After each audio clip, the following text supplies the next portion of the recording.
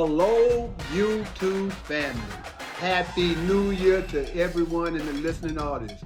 Can you believe it's 2026 already? It seemed like it was just the other day. It was 2025 coming into space. But we've been blessed to see another year.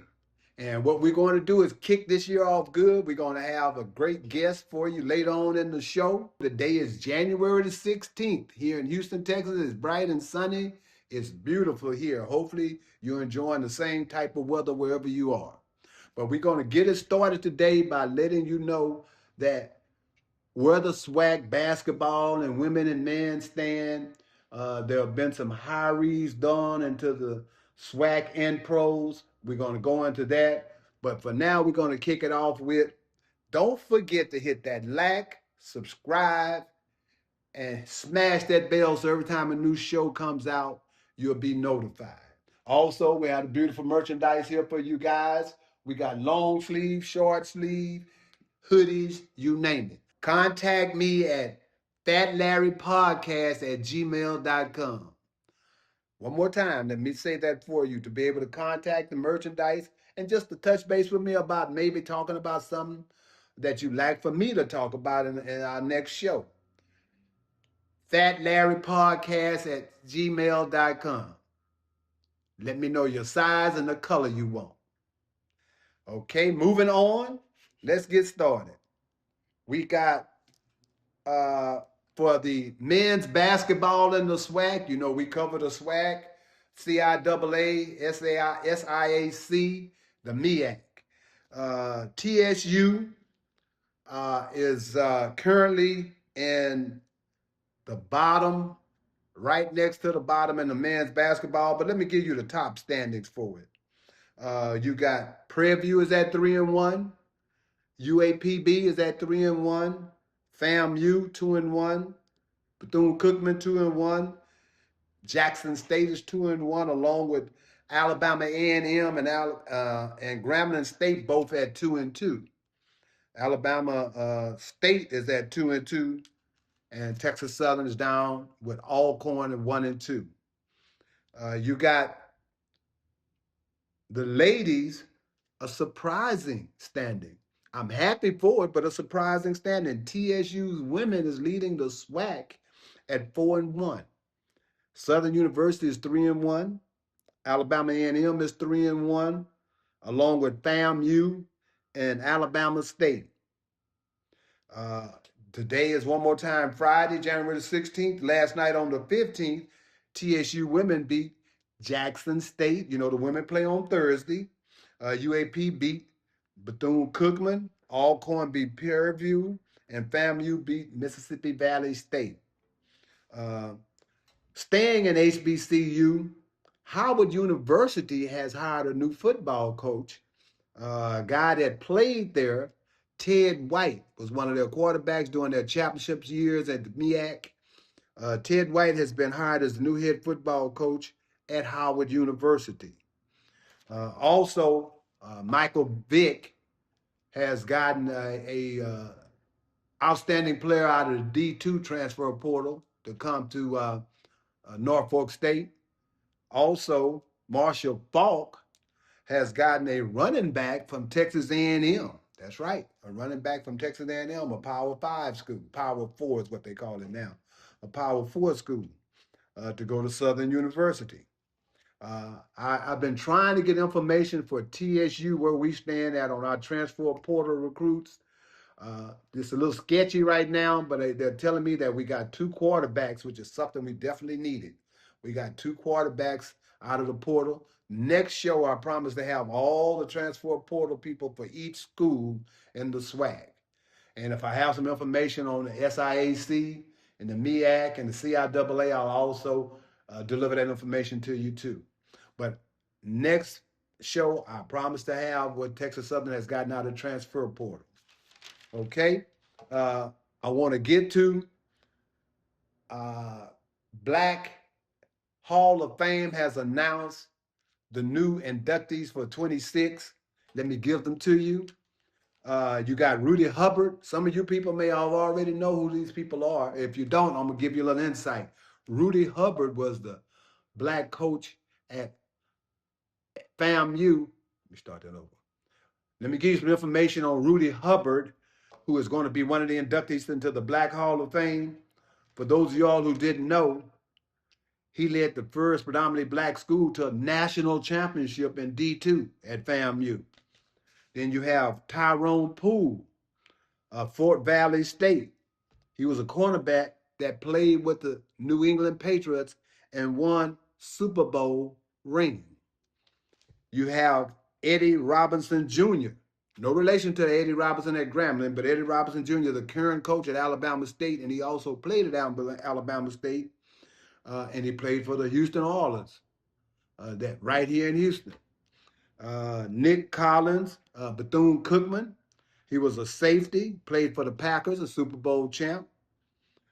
You got Jimmy Smith from Jackson State University, wide receiver, played with the Cowboys, won a Super Bowl ring with the Cowboys. Then he went to the Jaguars and had a great year.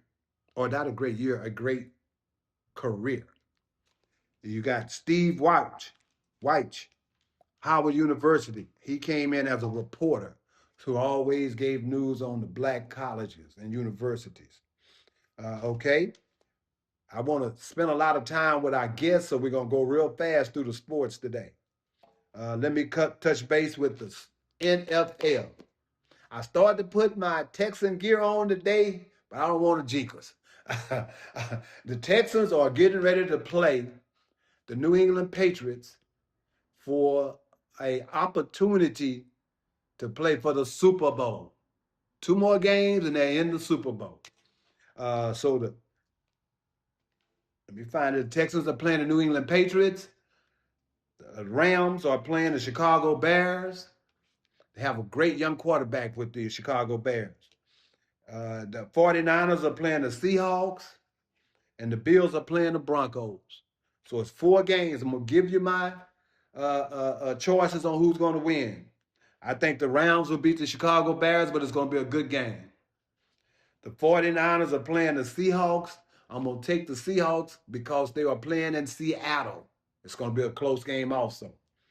The Bills versus the Broncos. You know, Josh Allen, I talked about this early on one of the other shows when the football was just getting started, that I know a lot of people know about Kansas City's quarterback, Aaron Rodgers, and some of these past people, but Josh Allen, they don't call him Superman for no reason. This guy is good. So I got Josh Allen and the Bills beating the Broncos. Could go either way, but I'm just going to go with the experience of the Bills for now and Josh Allen. Then I got the Texans one more time beating New England. The odds makers and all indication leads toward New England, but hey, I'm a homer. I'm going to go with the Texans. Also, Coach Harbaugh at the Baltimore Ravens have left them. He's now going to become the head coach at the New York Giants. You think that's a good move, Shayla? He can make the most of it. You think he can make the most of it? I think so too. They got good young nucleus. I think he's moving on, and it's also going to invigorate him to want to do a little bit more. We got some negative news on HBCUs. We got a couple of guys that played at other universities prior to coming to HBCUs that are getting caught up in this scandal. I don't know if you guys have heard about it, but there's a scandal going through point shaving that included some HBCUs. One guy went to Texas Southern. Well, he's currently at Texas Southern, but this occurred while he was at Nicholls State. Also for the other gentleman, it occurred while he was somewhere else. You got Omar Kurisi, Texas Southern University, that now finds himself in the midst of being called in for point shaving. Quickly, what we're going to go through is the basketball NBA in the East. You got the Pistons, the Celtics, the Knicks, and the Rapture, top 4 teams. In the West, you got OKC, Spurs, Nuggets, and the T-Wolves. Now, my Rockets just 2 weeks ago were at the top, but now we kind of close to the bottom now. We're not at the bottom, don't get it wrong, but you got some good teams in the West, and we just cannot continue to keep sinking. Uh, I know all you guys talking about. I thought he was a Laker fan. Yes, I am a Laker fan too. We've had this discussion before. I've had people email me and tell me I can't have two teams, and I've told you all that yes, I can. It's my show. I can have two teams. So what I'm telling you is that the Rockets, my other team, because I'm gonna be a homer, is I think the point guard situation is catching up with us now. But I'm still gonna hang in there with the Rockets. Now, we got players injured that have created a situation with the Rockets that have caused us to lose a few games, but I really think that it's the point guard situation. Do you agree, Kate? I mean, Shaylin, you agree? We need a point guard? Yeah. What do you think about Jay Morant? Jay Morant, they were talking to him. Guy was talking about, well, he's kind of difficult to deal with, but when we fall short of scoring opportunities, uh, the coach said it best about a week ago. He said, I take a 37-year-old man out of the game with a 13-point lead for 2 minutes, and I got to get him up. I can't give him but 2 minutes rest. They done lost the lead. And so if you got a Jay Morant that can get his only shot, get his shot by himself whenever he wants to, I think that would be a help, Shayla. I just really think that would be a help. I think KD needed another leader. You know, he's not a leader. I've said that before when he wasn't even with the Rockets. Everybody, when they got with Brooklyn, him, Kyrie, and the Beard, Harden, I like, he's a leader between the three of them. So I'm not worried about them. And like I said, none of the teams he's been on other than Golden State that had leaders on it. It's we need a leader, but I think we need a point guard more than anything. I think we need a point guard more than anything. And then you got my team that I think you're going to have to deal with for the championship, quite naturally, OKC, Spurs, Nuggets. Spurs a little young, but they still going to be in the mix. You got the T-Wolves that started off slow. Now they're getting better. In the East, I think you're going to have to deal with the Pistons. Everybody was talking about the Knicks, but I said, hey, man, that was last year. And the Cavaliers, that was last year. I think it's going to be between the Pistons, the Celtics, and the Knicks. But I just think that the Pistons and the Celtics are going to be head and shoulders above everybody. Now, last but not least, you got something coming up next Monday. One more time, today is January the 16th of Friday. Next Monday, they're going to have a big college football game. Let me get my producer's prediction right now. Miami versus Indiana. Who you going with, Shayla? Miami. For what reason? You think you got the better team or you just like it? I like Miami. That's the same thing with me. My buddy told me when I was telling him I'm going to Miami, he said, you're supposed to be a sports guy. You're supposed to know that they can't beat Indiana. I said, hey, this is why they play the game. Anything can happen on any given day. And I'm going with Miami because I've been a Miami fan since Michael Irvin days. So I'm hoping Miami can get it pulled out. It's going to be tight, but hey, I'm hoping they can do it. And one last thing, the Houston Astros, this is baseball, and baseball is not that far around the corner. Everyone has heard of Shohei Ohtani. We went and got us one. The Houston Astros have went and got a great Japanese pitcher. I'm not going to even try to pronounce his name, but I look for him to do a great job for us because when the Astros were having their problems last year, a few of their pitchers, now the pitchers had a great season last year, but that little stretch, they need a stopper. And I think that, and we're going to lose Valdez Frammer, so I think this guy's a good pickup. As I always tell everyone, if you're in the vicinity of any of the HBCU basketball games that are going to be going down this weekend, I mean, CIAA, MEAC, all you schools, all of you people that are in the surrounding areas, go to one of the games. The colleges and the players would greatly appreciate it. You just don't understand what it does for each school. You coming for the kids to see that they got an audience that's willing to watch them, and also you helping support the team by buying a ticket. Buy a ticket. A lot of times people will say, well, I don't have any money to donate. Well, don't donate if you can't donate. Buy a season ticket or buy a game ticket. Go to the game. So I want to leave that with everyone in the listening audience. If you're in the area or vicinity of a black college game going on this weekend, please try to attend. So what we're going to do is move on to our second segment with our guests. Stay tuned. For your life, health, auto, home, retirement needs, please contact Rose Insurance Agency.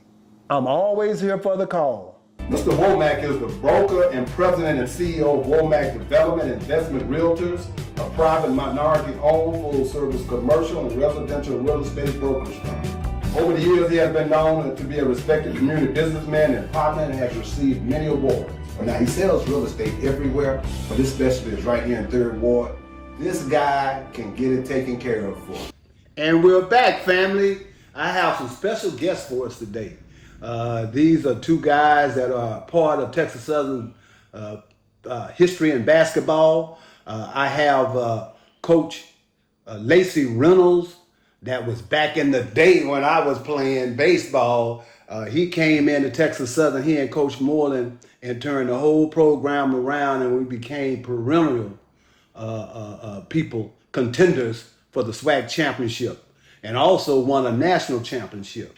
And Coach, we're going to discuss that later on, that I've had a couple of the guys that went to the national championship on the show. So, but now I have another gentleman that was also on one of Coach Reynolds' teams at Texas Southern here. And what we're going to do is just jump right off into it. Today we have Coach Lacy Reynolds, ex-coach at Texas Southern University, men and women. And also we have an ex-player here at Texas Southern University, from Texas Southern University, Clayton Crook. Welcome to the show, gentlemen.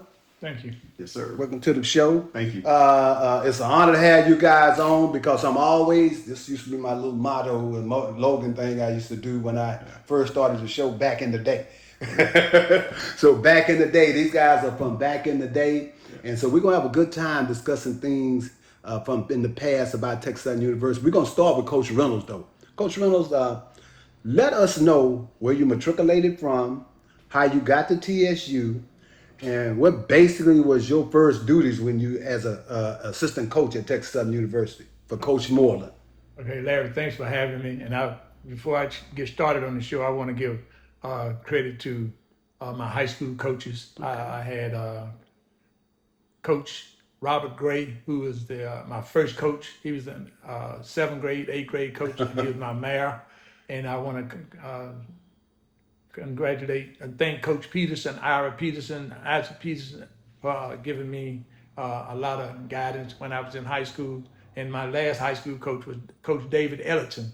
I got caught up in forced busing in 1969, and I ended up leaving the black high school, going to the predominantly white high school, where I graduated from Shelby High School. And over the years, I had gone to Broad Street High School. So I've given all three of my high school coaches credit. And out of high school, I met Coach Moreland, and I came to Utica Junior College in 1970 when I graduated high school. And I played at Utica Junior College from 1970 to 1972. Okay, I wasn't aware of that. For Coach Moreland. Now, where are these, excuse me for interrupting you, Coach, but where are these schools at and these coaches former coaches that you are talking about, what city are they from? What state? I went to high school at Broad Street High School and Shelby High School in Shelby, Mississippi. Okay. And it's in the Mississippi Delta, 100 miles south of 100 miles south of Memphis, Tennessee. Okay. And maybe an hour and a half north of Jackson, Mississippi, and 40 minutes from Mississippi Valley. Oh, right. I was getting ready to say, if you was in that Delta, how did you get past Valley? Yeah, but I get back to that. When I left junior college, I played junior college for Coach Morton for 2 years, and we had very successful seasons down there. We were 25-4 and 25-8 during my 2 years at junior college, and I signed with Mississippi Valley when I left Delta. When I left Utica Junior College. But Pop Gaines was the basketball coach there. Coach Jackson was the basketball coach. They didn't renew his contract. So they told us we all had to walk on, and I told them no, not walking on. So I ended up going to Russ College, and they offered me a half scholarship, and then I tried out for Mississippi Industrial College, and they gave me a full scholarship. And I told Coach Spikes, I said, since you gave me a full scholarship, I will make my commitment to come to Mississippi Industrial College. Okay. Stayed there 2 years. I graduated, and I became the youngest head coach in the state of Mississippi at the age of 23 when I received my master's degree from Delta State University, and I went back, and 1 year later, and the guys I played with, I became their head basketball. That's something. Yeah. That's something. So that's how. Did you have hard? Did they rag on you by calling you coach, or No, did they kept calling you by your nickname or your first I name? never had any problems. Because I was always a good guy. I always treated everybody, respected everybody. Right. So when I came back, they appreciated me because I went off and received my master's. So a lot of guys, even after that, they went off to Delta State and received their master's. Okay. So I stayed there 2 years. In my first 10 games, I was undefeated. And I beat Lemoyne on. Coach Jerry Johnson was a legend up in college basketball up in that area. And Coach Johnson hired me to come to Lemoyne on in 1977. Okay. So I stayed there from 77 to 83.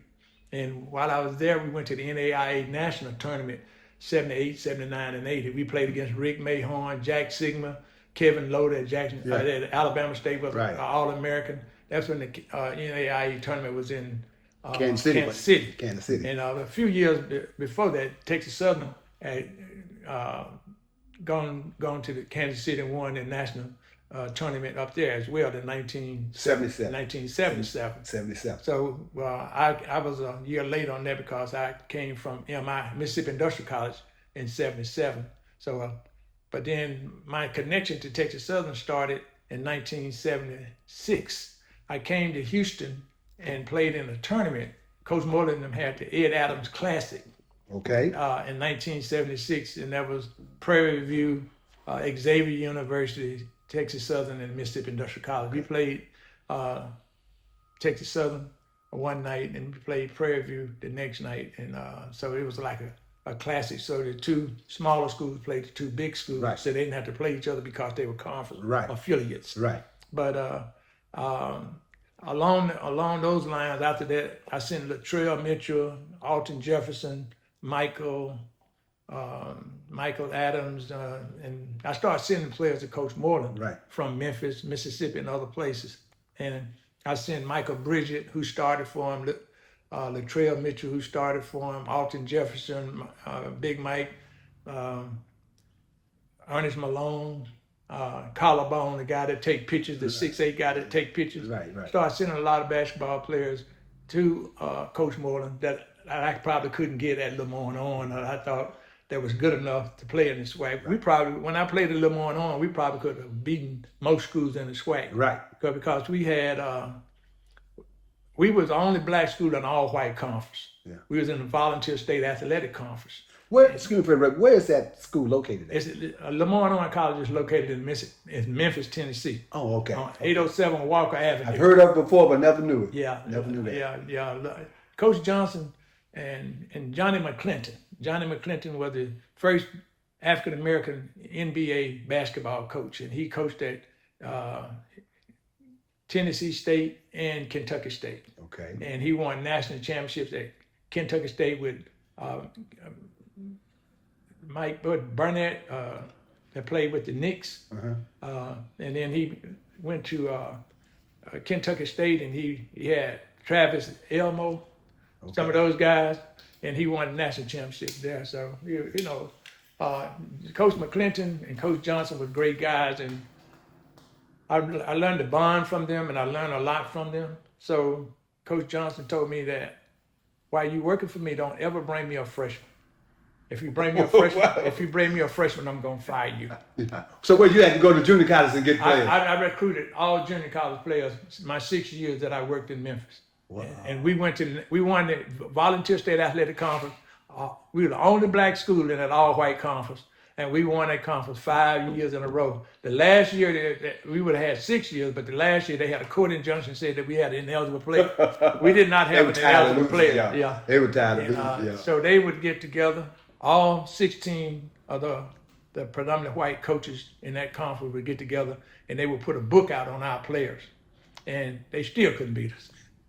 Did you happen by chance, because before Coach Moreland got there, we had a coach from Memphis, Tennessee. Did you know him? His name will come back to me. Excuse me, family. You know, when you get up there, the younger you get, the more things kind of take a minute to settle in. But anyway, we had a coach from Memphis, Tennessee during a period of time. We were getting these guys from Memphis, Tennessee. That's when I found out they hooped in Memphis, Memphis, Tennessee. I know the coach, but I can't call his name. But I know he left Texas Southern and he went to maybe a school in Oklahoma. Okay. And he had an accident and he got killed in a car wreck. What? Yeah. I got to find his name then. I know his name because he brought Ellis Aldridge. I'm always, whenever Ralph started talking about great SWAC players, the legend, he has a sports talk show. And by the way, one of the only black sports talk show in the state of Texas. Ralph Cooper always talk about past SWAC and TSU players. I said, Ralph, you left somebody out. And he like, who you talking about? I said, a guy named Ellis Aldridge from Memphis, Tennessee. And I know all of my friends are probably hating to hear me talk about it again because I always, when we start talking about back in the day, I bring up Ellis Aldridge. If Ellis Aldridge was playing now, he'd be in the NBA. They told me, Coach, that the only reason why he came to TSU was that he had hurt his knee his senior year. He could only go one direction, and that's right, and nobody could stop him. No, am I lying, Coach? Okay, true. They have a three-point line now. He used to shoot from deep in the corner, left or right. Those would have been threes today. Yeah. And I'm talking about when he missed, it was kind of like, God, he missed the shot. Yeah. This guy was outrageous, man. To me, I think he's one of the best players ever set foot on TSU's court. Mm-hmm. Yourself, give me what you think. Did you ever get an opportunity to see Ellis Aldridge? No, by the time I met Texas Southern, Harry Machine Gun Kelly was the guy. Was the guy. That's another good one. Yeah. But Harry didn't have the jumper that Ellis had. Harry would outwork the guy. Okay. He shoot the ball, then go get the rebound. Yeah. Ellis shoot the rock and go down to the other end because most of the time it's going in. Yeah. And he could sky. I'm talking one leg. I mean, just could sky. Just skywalk. You know, Sam Houston State one year won the national, and the next year we played them, and Ellis dunked on their All-American center in his face. Yeah. And I'm going to get off of Ellis Aldridge because I can sit there and talk about Ellis Aldridge for 10, 15 minutes. But you said something about Ellis Aldridge. You were doing the time in Ellis Aldridge? No. I knew him during the time he left Memphis. He was a little ahead of me. And I just know him because he was a great basketball player. Matter of fact, my high school coach, Robert Gray, was on Coach Whitney's staff. See, Coach Dave Whitney also coached at Texas Southern. Right. And wow. Yeah. I missed that. Yeah. I missed that one. Yeah, Coach Dave Whitney coached at Texas Southern, and a young man from my hometown named Sherman Hogan he made freshman of the year. In the first year he came into the SWAC, and he transferred from Texas Southern, went to Birmingham Southern, and he became a All-American at Birmingham Southern. So, you know, Texas Southern has a long history of basketball. When I came to Texas Southern, it was 1983. Okay. I came to Texas Southern in 1983. I brought Andre Applewhite, Stephon Stanfield, Lester Brooks, Lance Castle. Then we kind of blended in with Ed Hilliard, Ernest Malone. What about Kevin? Kevin Adams and Granger, they came along later. Okay. Yeah, 90s. they came along. That's right. Sure was the 90s. Here, 90s. Yeah. You know, but Andre was one of the guys that kind of stood out along there. But Lester Brooks was a consummate shooter. But we didn't have 3 points at that time. Right. And Lester Brooks, every shot that he shot at that time was a 3-pointer. With a 3-pointer. He was a 3-pointer. And he was a deadly assassin. That's what we call him, the deadly assassin out of Memphis. So you got him out of Memphis. So, you know, I've been spreading the word that you were the guy bringing all these stars in from Mississippi, but you also brought them in from Memphis too. I brought them in from other places. You know, we just, being from Mississippi, they always thought that you were the one bringing all the guys. Well, I did. We went back to always go back to your roots. Right. And see, what people fail to realize about Mississippi is that Jackson State, Alcorn, and Mississippi Valley are not the only black schools in Mississippi. Right. You got Tougaloo College, you have Mississippi Industrial College, you have Rusk College, and then you got Mary Home College. and you have Coahoma Community College, and you had Utica Junior College. And majority of the coaches in Mississippi went to college at Mississippi Valley, Alcorn, and Jackson State. So they had SWAC roots. So it was easy for me to go back to my circle and get guys to come out. I could out recruit Ole Miss and Mississippi State at that time, because a lot of black kids wasn't going to Mississippi State and Ole Miss in the 80s and the late 70s because of Jim Crow South. Right. And I could get a top 5 kid to come from Louisiana, Mississippi. Clayton was an all-state performer and A-Mid at Louisiana. And out of that, Devontae Smith played with Philadelphia. Out of A-Mid, Louisiana. Out of A-Mid, Louisiana, went to Alabama and was the Heisman Trophy winner. Okay. So those little small towns, they have great athletes too. Yeah. Well, he's not just talking.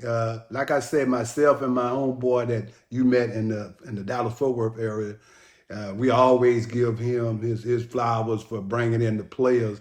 I thought you was bringing them all in from Mississippi, but I didn't know you were knocking the ones in Tennessee out We too. brought kids in from Oklahoma, Alabama, Louisiana. I've always believed that if you worked in the SWAC, you have to out-recruit the coaches in the SWAC. Most definitely. So as an assistant coach, I wasn't gonna make no decision on no game day. The coach was gonna be the coach. Coach to coach. Coach to coach. I was basically, my job was to, replenish. Go find the players. Go find the players, and I always had players Yeah. because I drew a line in the sand, and I had parameters that I worked with. Yeah. I could get guys out of Baton Rouge. I could get guys out of Alabama, out of Montgomery, Alabama, Birmingham, Memphis. The guys they wanted to come to Houston. Houston is a large city. Yes, it has something to offer. Everybody. And, like for instance, Clayton. Clayton came from A-Mid, and when he came here, he graduated, got his teaching degree, and he's been in the education field all his life. Yeah. He has his wife is a principal. His daughter is a doctor. Another daughter's a doctor. One of his daughters is a veterinarian. Yes, One of his daughters is an educational doctor, and then he has a son that has a master's degree and working toward maybe another doctorate degree. Oh, you got a good one there when you got him. Well, my thing is, Fat Larry, Mr. Larry. My thing was I always told Coach more than that. When I went in homes, I told parents that my greatest concern was that if I recruit your son or your daughter, that I would send them back home a college-educated young man or college-educated young lady. Yes. And that was my promise. Right. No, I only recruited one player that was the 2-time SWAC Player of the Year. Right. And the people don't know that. Right. Texas Southern only had one. That was Randy Bowes. What? I thought you was gonna say Harry Kelly. No, Harry, I say Player of the Year, not all conference. Okay. Randy was 2-time Player of the Year. Kevin Granger made Player of the Year. Right. Harry was Player of the Year. There were some other Players of the Year. Now you recruited Harry, right? No, I didn't recruit Harry. You didn't recruit Harry? I came after Harry. You came after Harry. I came after Harry. When Harry left, Coach Moreland tried to get me to come to Texas Southern in 77, all the way from 77 to 83. Okay. I started sending them players, but they never got the money right. And then Dr. White became the athletic director, and Coach Glosson doing that little. Yeah, right. Yeah.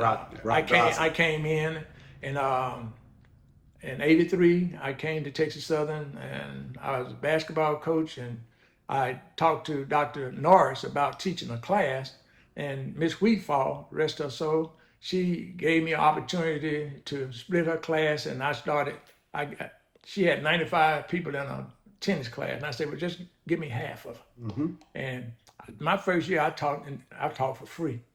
What? I never got paid for teaching, but I wanted to teach. So, Right.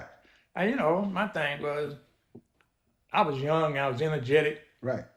I do what I had to do, and then, You had some foresight too, because what happened is no doubt that helped you when you did get a teaching job. oh yeah, certainly it did. Yeah. And Coach Moreland. One thing I always tell people about Coach Moreland. Coach Moreland told us he showed us how to live. Mm-hmm.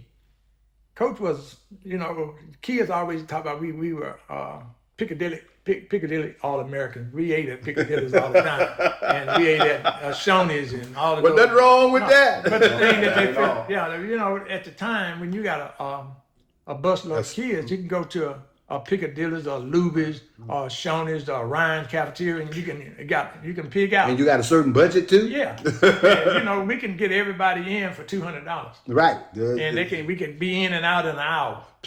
Now, what do you think about now? This is from a winning coach. Just think about our baseball team, what kind of budget we had. I remember one time, Coach, and I'm getting off something. I'll only stay off for a second. We were going to Jackson. We had to go find Dr. Page to get our little stipend so we can have something to eat on the way to Jackson and on the way to back. So I can understand you guys were living big. If y'all were going to Piccadilly's, y'all were living big. We was catching Burger King and everything. If I can interject, Please. I was getting ready to come to you anyway. Problem. Just on the subject of Dr. Reynolds, Coach Reynolds being a great recruiter. Right. If you knew Coach Moreland, he was the man of many compliments. Right. And I recall, and I played for him almost 40 years ago, if not longer, him saying that Coach Reynolds was the best recruiter in the nation. Yeah. So I wanted to give him his flowers. He's heard me say that to him before. He didn't know Coach Moreland said that to us, but he said he was the best recruiter in the nation. Yeah. I've said he can sit in the living room. Now, if you had his class like I have, or you seen him talk to people, they'll be ready to sign on the day that he's in the living room. Well, I've given you credit for a whole bunch of more of them that you weren't even there yet. Because when you were there, I noticed how we kept players. We kept them. We always had players. I was at the game the other night, Coach, and I was talking to you, and I understand. And I love Coach Jones. I say, but the cupboard is kind of bare right now. And when this guy was there, the cupboard was never bare. Somebody was always going to take somebody else's place when they left out, I'd like to say this about Coach Jones. I think Coach Jones is a great coach. He does a great job. But see, the dichotomy or the dynamics has changed. Right. We had a portal. We didn't have a portal then. Right, didn't have it. Now, you can't be in the portal and don't have any money. Right. So that's what I'm saying. So we got NIL, naming, images, and likeness. Yeah. But, the portal, there's three ways to look at the portal. The portal could be good, it could be bad, it could be a career killer. Because we don't get the same players that the Power Fours or the former Power Fives get. What a lot of kids in the portal fail to realize is that once you put your name in the portal in December, your scholarship ends in January. Okay. So you don't have a scholarship going forward because once you get in the portal, you're pretty much through. Right. And research says that 50% of the kids that go in the portal never get another opportunity. Never get another opportunity. So there's so many kids. There's so many kids right now in that portal now from football that hadn't gotten taken. I don't know what they're gonna do. Right. Well, you just look at it like this. So that's why you say there are a lot of good athletes being overlooked. But the way go back to old school recruiting. Mm-hmm. So back in the day, coaches used to make relationships. And even the big schools had relationships. Guys committed to them in the 8th grade, 9th grade, 10th grade, 11th grade. Yes. Well, I just believe that being that you're a member of the SWAC, I think that the coaches today, they do a good job, but they kind of handicapped to some extent because of the finances. The money's available for them to do recruiting. I was talking with Coach Ivory just last week, and he said, well, Coach, I only got $3,000 to recruit. I coach girls basketball, and I had $2,000 to recruit. What can I do with $2,000? And then you put me on a bad situation. I don't say that we pimping ourselves, but if I'm gonna go and play Texas Christian, Baylor, and Texas A&M in 1 week, and I got Shelby ponies and they have Clydesdale. So you can't put me in there. I can play them once a week, but I can't play all three of them in the same week. Right, all three of them. And I think that's bad. And I understand that when the SWAC schools go out in the preseason, we play for hire. Right. We go out and we play games for $50,000 to $100,000, and 10 or 15 years ago they were $50,000. Right. Today, those pay for games are $100,000, and some of them be more. Mm-hmm. but you have to negotiate. Right. And then you have to, just like for instance, in football, maybe Grambling went to play Michigan, they got $1 million. Well, Louisiana Tech went to LSU, they got 1.9 million. See what I'm saying? You see, so you got to ask for more. Yeah. You're gonna get chances are you winning a game is like a snowball in hell.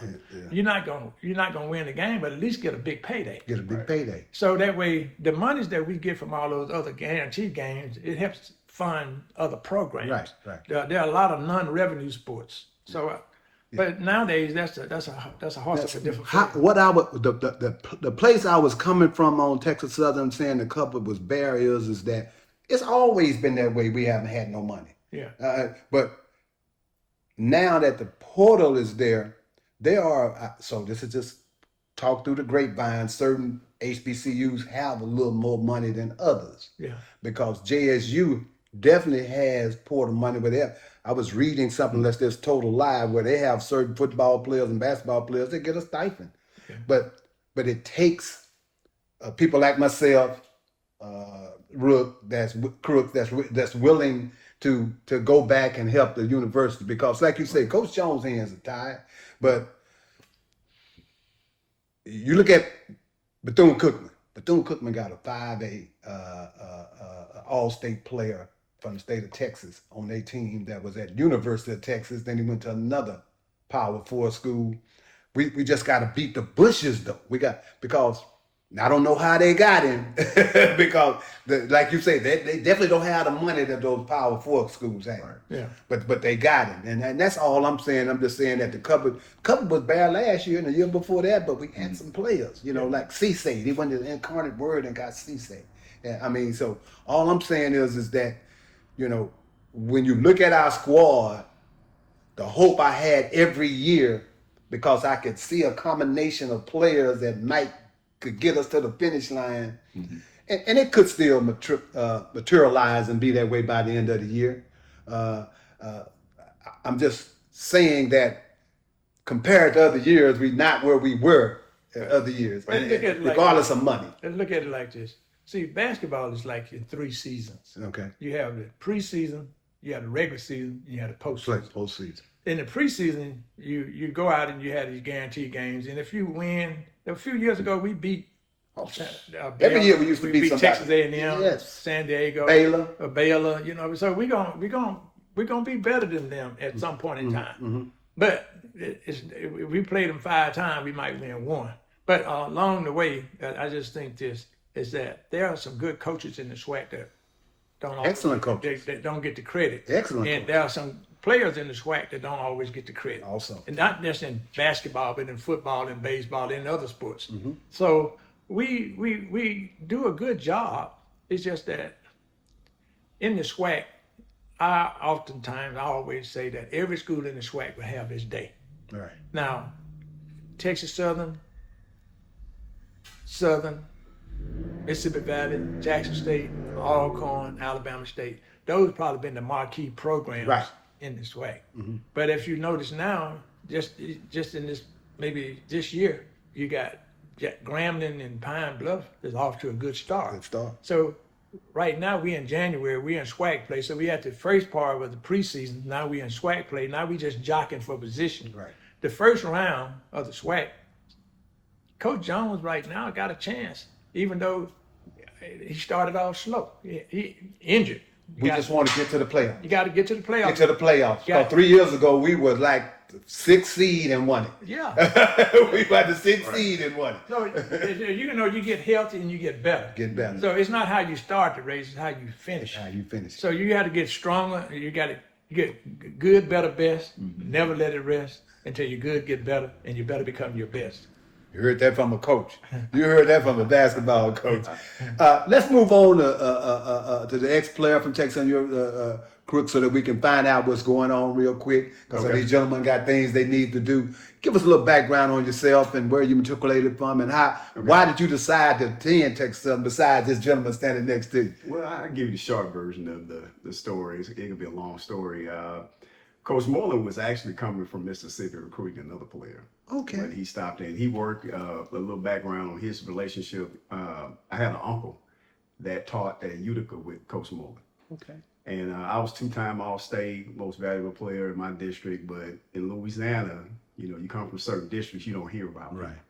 So I had the receipts, the credentials, but so he was coming back through Louisiana, and my uncle called him and told him to stop in and see me. And something Coach Reynolds said earlier made sense to me, and I'm gonna tell you what that is. But he stopped in, we chatted, and I had already signed with a junior college, Copi Lincoln Junior College. And I was heavily recruited, but I had an injury on my leg. And so college just fell off. So I signed with a junior college. That's when Coach Moreland stopped in. My uncle told him about me. We chatted a while, and then he decided to sign me. And that year, I was the only freshman. And I'm like, where are the freshmen? I was the only freshman that signed with Texas Southern. They all came from junior colleges, like Coach was saying. He only recruited for junior college. And I was like, how am I the only freshman that signed? That was Texas Southern transfer, Texas Southern transfer portal at that time. Junior college, go ahead. Right. So I redshirted my first year, and that's when let me back up, I met Machine Gun Kelly in the bookstore on a recruiting trip. So I came down on a recruiting trip before I decided to sign.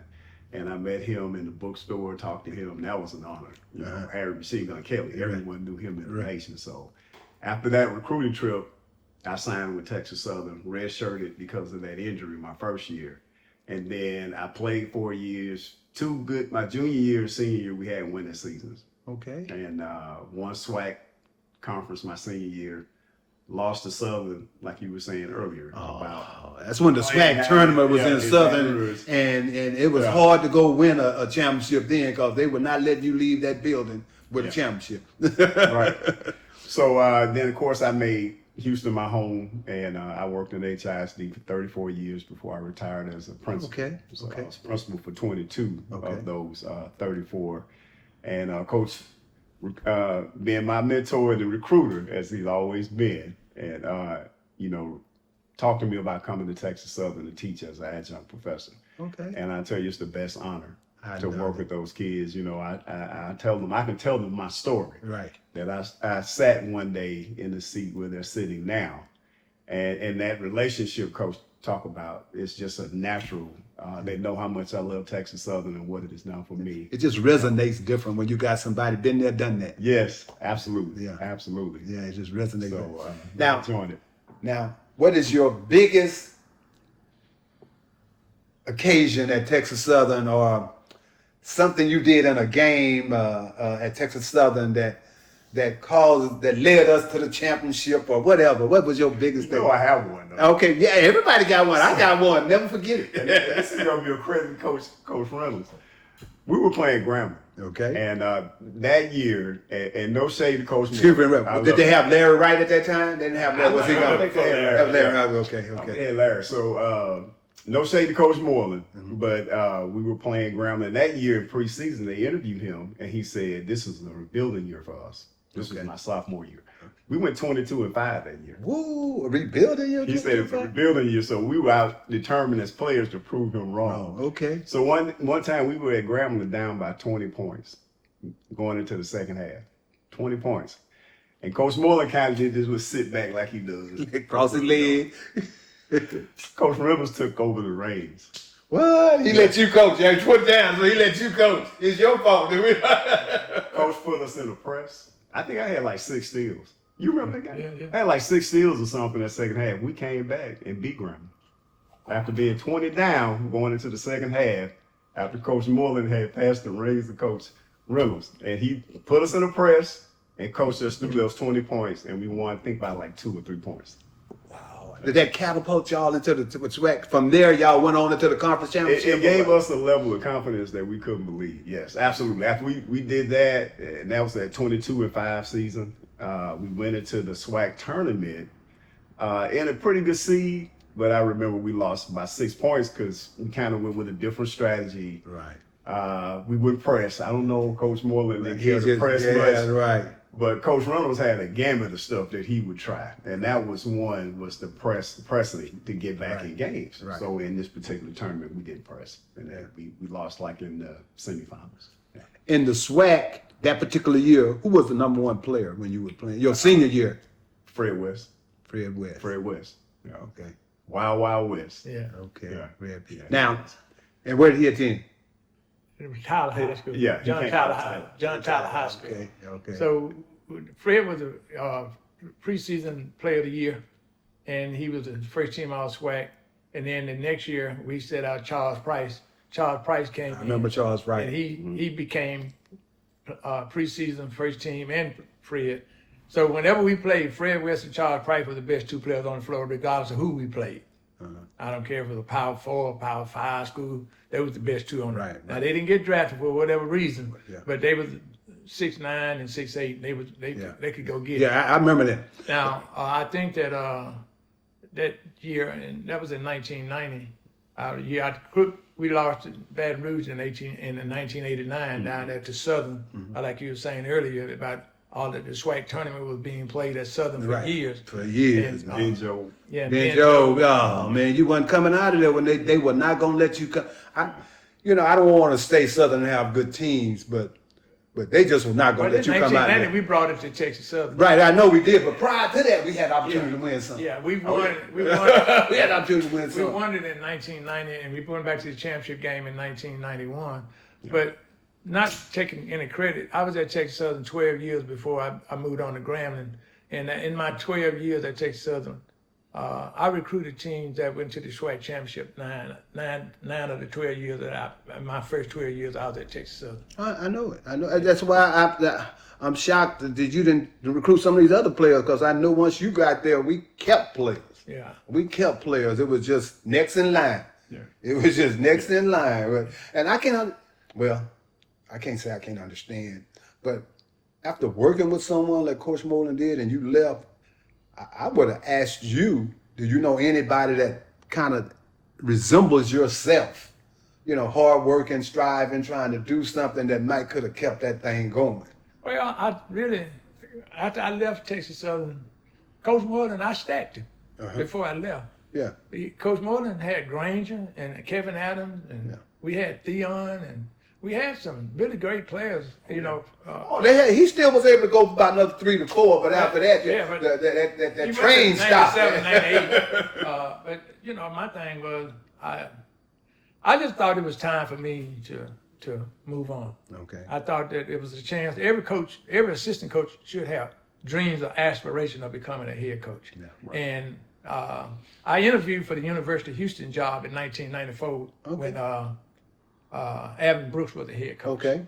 And Alvin interviewed with the athletic director and him, and I thought Alvin, it was his team, and the athletic director wanted Robert Kirby. That was in the summer of 93. And I came back to Texas Southern, and I told Coach, I said, Coach, we're going to win the SWAC this year and next year. We stacked. And we won the SWAC, we won the Black College National Championship in 94 and 95. And Coach Hobley was at Grambling, the coach that was from Grambling? Yeah. he was at the SWAC tournament. I noticed everywhere he followed me. Everywhere I turned, I saw Coach Hobley.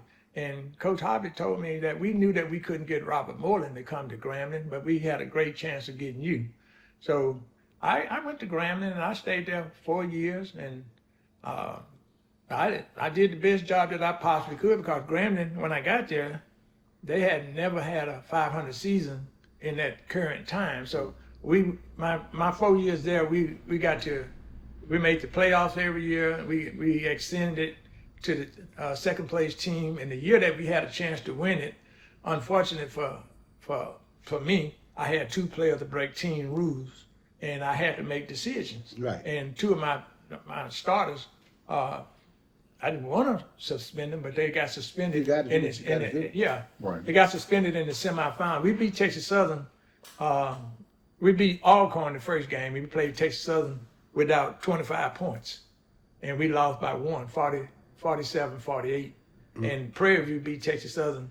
That was in 1998. Beat them by 20 points in the championship game. Yeah. And That was that that was in Dallas. Yeah, that was in Dallas, but that was that year, miracle year for Prairie View. They got blowed out the next game, but they weren't expected to be there. In other words, because they had a kid from Houston, right, that was pretty good on that team. They had a kid from Detroit, a little guard from Detroit, that was really good. Okay. Yeah, and they had a good team. And, Yeah.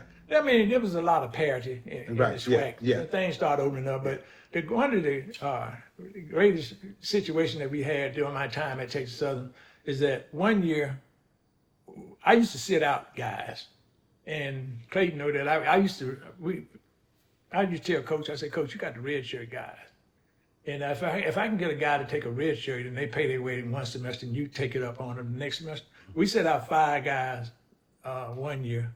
And that year, those 5 guys we set out became our starters and they carried us on to the And championship. that's something. Yeah. Yeah. And that was the Applewhite group and Yeah. Charles Yeah. Moore, Gerald Woods. Yeah, you got to have an eye for certain things, and it's evident that you got the eye for players. Yeah. Because you went and sold Coach on the fact that, hey, these guys gonna pay their way, but I promise you they're gonna be worth it if you just hold on and let them redshirt them next year, and here they are starting for you. Yeah. Starting So for we you. had some good opportunities. Coach Moreland was an exceptional X and O man. Yes, he was. The greatest thing about Coach Moreland that to all of the players, he really gave us nuggets for life. He showed us how to live, showed us how to dress. He told us how to be consummate professionals. And when he used to always tell us, hey, I put you all in good hotels and we travel because I want you to know later on when you get ready to take your family somewhere, you know where to stay. Yeah. And those were the kinds of nuggets and life lessons that we learned. And we rode the bus. The boys and girls rode the same bus. We didn't have a separate bus. Separate bus at that time. Oh no, that wasn't happening. Yeah, but I thought we bonded. And the greatest acclamation that I can think of of all of the years that I've been at Texas Southern, which now is about 40 years, working with men and women and being a teacher. I'm probably the only guy in this SWAC basketball history that has been a coach, an official, wouldn't say official, but a coordinator, a supervisor for officials, and then at the same time went back and got my PhD. I'm a full professor at Texas Southern, and I'm winding down in terms of not my years, but the thing is, I don't coach basketball now, but I coach in the classroom. There you go. So I just did a presentation last year, the classroom teacher as a classroom coach. Okay. And I'm taking my life skills from my coaching pedigree to the classroom. And I even with Mr. Crook, I brought him in with the idea that he could be an example to the students at Texas Southern, being that he had been a principal and he had been a person in leadership. And see, we have guys at Texas Southern that play basketball. Raul Collins just retired from the police department. We have guys that are pharmacists. The one that, at graduation a few years back, I can't think of the young man's name. He played basketball for Coach Moreland from Galveston. He's the CFO of Walgreens of America. We have Bill Cartwright. Cartwright. Police officer. Yeah. Michael Long, pharmacist. Gaylord Davis. Gaylord Davis. Yeah, Gaylord Davis. Yeah. So we Marcellus Singleton. Yeah. So we Marcella's been on the show. Yeah, we have a lot of guys that came out of Mississippi, Louisiana, and various places that made Houston their home. And I think that that's a testament to Texas Southern and to the athletic program, that our guys just don't come in and be one and done. One and done. They stay the course. Right. And I think that's the thing that longevity has its way. Yeah. Coach Moreland was at TSU 25, 30 years. That probably won't happen no time soon. No time. But I thought that his legacy, they named the flow after him. He's known. Yeah. He's known in basketball history. You start talking about Texas Southern basketball, he's known. Yeah, and I think the most important thing about the whole ordeal is that I'm so happy that you gave me an opportunity to come on your show and share some of the things that I've been able to accomplish, because a lot of people don't even know that I coach men basketball at Texas Southern. Yeah. A lot of people just think that I coach women basketball. Women basketball, right. But even though when I coach women, I still, yesterday, I sent a text message to 2 young men that played for me 50 years ago. And not just Clayton 30 years ago, but I still have relationship with guys that I coached in in 1975. And when I still have relationships, Eddie Jones just called me to say, Coach, Charles passed. Charlie Robinson played for me at Lemoyne-on. Yeah. Ricky Mean played for me at Lemoyne-on. Curtis Bibbin played for me at Lemoyne-on. Tractor Trailer brother that played at Michigan, his brother, Richard Johnson, played for me at Texas Southern. I used to go to Rutgers Park in Cleveland, Ohio, in New York City, in Detroit, Michigan. That's where I did my recruiting when I was in Memphis. And we had All-Americans. And we had great guys that played. And Coach Johnson said that, like Coach Moreland said, this young man here, he has to be one of the greatest recruiters that I've ever met. But I didn't never get egotistical about those kind of things. I was just doing my job. One last thing before we get out of here. Did any of the major schools ever went after looking? Because let me tell you, I tell people all the time, these players, if you got a problem with coming to a black university, HBCU, don't, because they're going to play the power schools, but here's an opportunity when they play them for you. If you think you should be on that top echelon, they'll come to you. So my question to you is that any of the white schools try to backdoor Coach Moreland, any of them other schools, and when you was in Memphis trying to say, man, why don't you come recruit for us and assistant coach for us over at University of Memphis, Arkansas, or whatever? No, Larry, I'll be honest with you. I've had some opportunities, but my whole forte in my coaching pedigree has always been, I always wanted to work at HBCU. Mm-hmm. And when I got a chance to leave Lemoyne-on and come to Texas Southern and work at a Division I school, I was great. I had a chance in 1982 to be the head basketball coach at Kentucky State. Okay. I turned Kentucky State down twice, Mm-hmm. 82 and 83, Mm-hmm. because I was young and I was single and I didn't want to live in Frankfort, Kentucky. Mm-hmm. And when I was offered the opportunity to go to Mississippi Valley, but I had given Coach Moreland my word that I was coming to Texas Southern, so my word is all I had. Mm-hmm. So I came to Texas Southern and I never looked back, and I was dating a young lady who now is my wife. Okay. And we've been on this journey since 1986. Okay. And we've been one unit. Okay. And she has been my rock, yeah, and has been that one person, that constant person that have always told me, if you do good, then good will always come back to you. Let's shout out her name for you leave. My wife's name is Ann Reynolds. Okay. Your wife? Stephanie Crook. Where'd you happen to meet Stephanie at? Stephanie was on track scholarship at Texas Southern. Texas Southern University. Her freshman year, I said, that's wifey right there. What we're going to have to do, Mr. Crook, is have you back.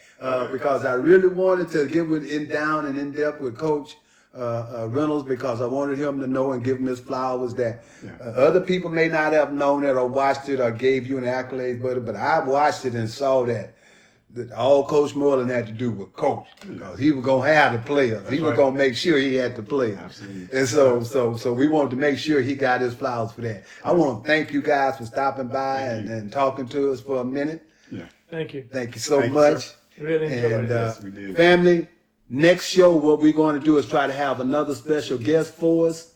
And if you see Coach Reynolds or Mr. Crook out anywhere, just let them know that, hey, I saw you on the show and I didn't know some of the things I found out. And we want to thank you for the service you gave for Texas Southern University. So without any further ado, today is January the 16th, Friday. So go out and make it a great day. Peace out.